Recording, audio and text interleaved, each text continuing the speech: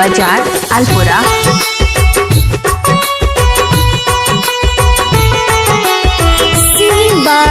जिलाजीत Yadav.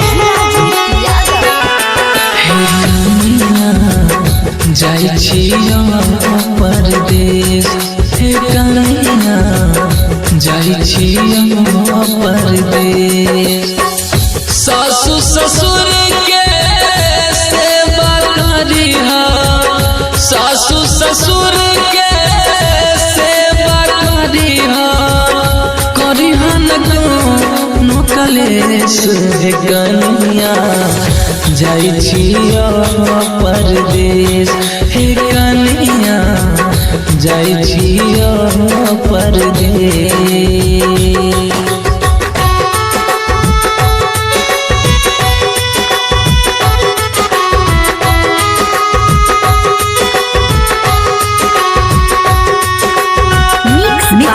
By DJ Kamlesh शननूर बाजार अल्पुरा।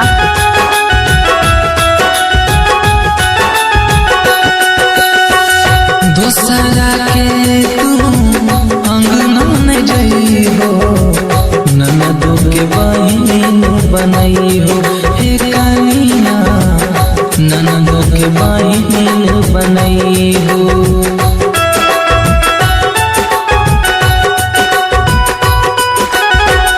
दूसरा के तू अंगना में जइहो, ननदों के बहिन बनइहो हे कन्हैया, ननदों के बहिन बनइहो।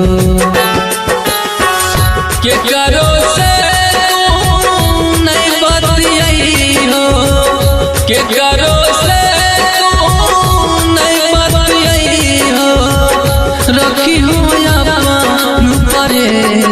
हे कन्हैया, जाइ छियो परदेश हे कन्हैया, जाइ छियो परदेश।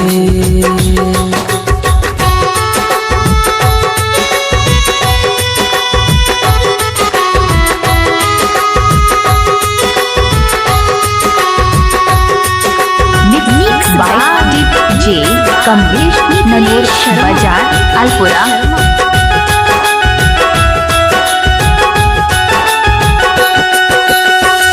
गोतनी के नहीं अपना समझी हो, दिल के बात बताई हो हे कन्हैया, दिल के बात बताई हो।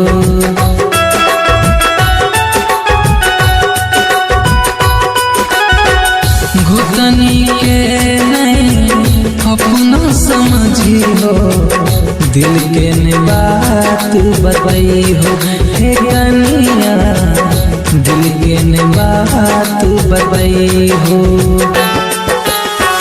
मिथिलेश सरमा दिल खुश बाबू, मिथिलेश सरमा दिल खुश बाबू, जिलाजीत छोड़े अपन देश हे कन्हैया, जाइ छियो परदेश हे कन्हैया, जाइ छियो परदेश।